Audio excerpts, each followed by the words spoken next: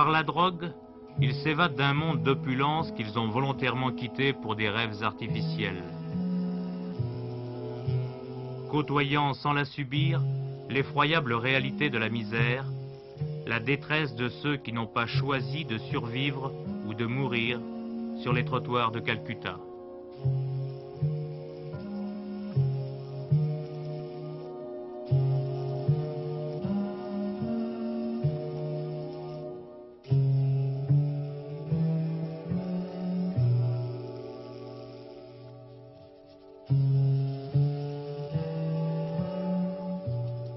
Dans les queuelles vides de l'Inde immense et pauvre, ils ont cherché un refuge pour enfants de pays riches. Touristes perdus et transhumants, 10 000 jeunes environ, européens et américains en rupture de société, ont recréé sur les plages paresseuses de Goa une vie tribale d'un autre âge. Parmi eux, une majorité de Français, jeunes pour la plupart. Bernard Cordier, médecin coopérant au consulat français de Bombay, est souvent le seul lien entre la famille, la société et le jeune hippie. Il vient leur rendre visite lorsqu'un cas grave est signalé ou lorsque des parents inquiets demandent une enquête. Des parents, il essaie d'obtenir argent ou billets d'avion pour un retour éventuel. Mais ses moyens sont minces face à la tuberculose, à l'amibiase, à l'hépatite, à la malnutrition et aux accidents dus aux excès de drogue. Mince face à l'obstination désabusée des jeunes, dont certains, comme des clochards, vivent à l'abandon sur ces plages discrètes. Jeunes caractériels, fragiles, inadaptés et traumatisés par des difficultés familiales ou professionnelles, en fuite vers une vie sans responsabilité.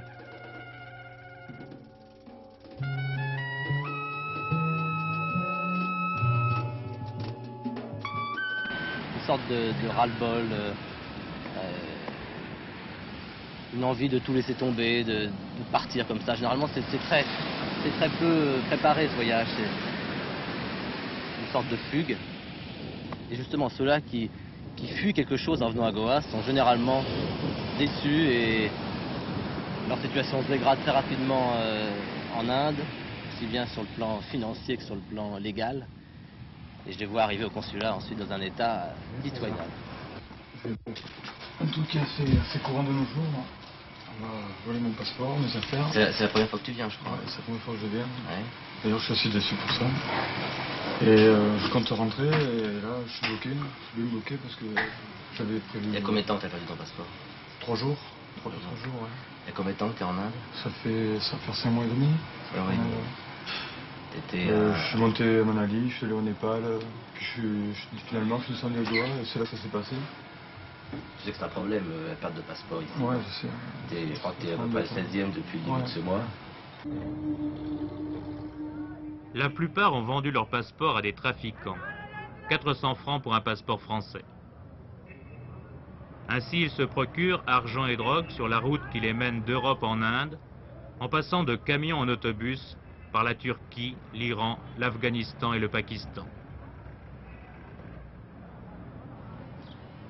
Cette route, Gérard, 24 ans, l'a faite jusqu'à Katmandou et Goa depuis 5 mois. Comme tant d'autres à la recherche de nouveaux horizons, attirés par la tolérance parfois monnayée de la législation indienne envers les drogués. Il y a ceux qui partent aussi pour des histoires de défonce. On se drogue beaucoup? Pas mal. Pas mal. En Inde, c'est quand même le pays je crois, de la morphe et de l'off ou des trucs comme ça. Dans la morphine, la cocaïne?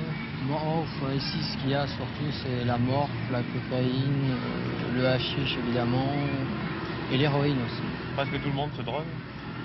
Dans les jeunes je peux pas dire, j'ai pas vu tout le monde. Dans les milieux où j'étais, parce que c'était pas mal. Dans la route, il y en a pas mal qui se défoncent. Sur ces plages sans règles et sans loi, ils vivent de rapines, de petits trafics ou d'un mandat providentiel.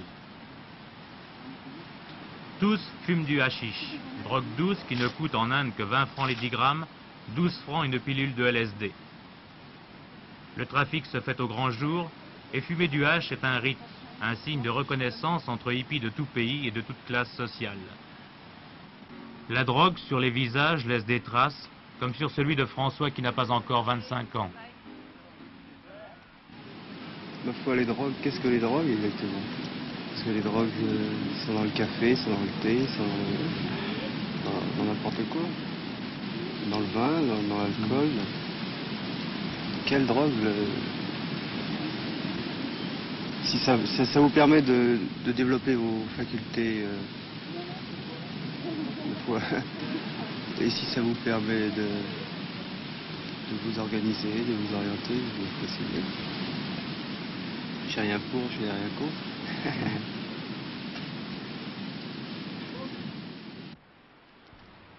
Mais derrière les doux fumeurs de hache, 30% des jeunes s'adonnent aux drogues dures, à l'héroïne, à la morphine, à tous les dérivés de l'opium.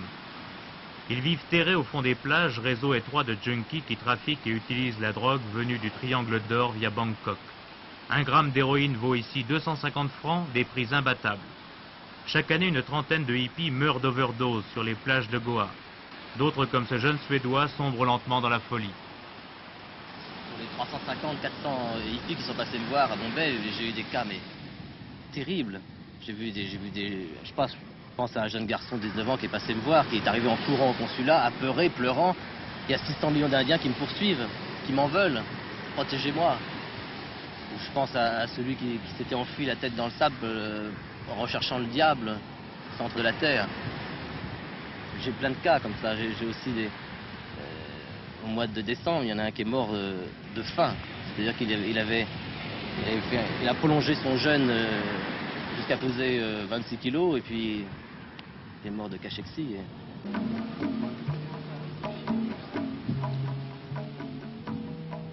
Ce médecin de Bombay pourra peut-être rapatrier 10, 20 jeunes que la drogue et la déchéance ont rejetés aux limites de la folie. Mais que deviendront-ils ensuite? Le paradis de Goa est un mirage et le mouvement hippie n'offre plus que des fleurs vénéneuses.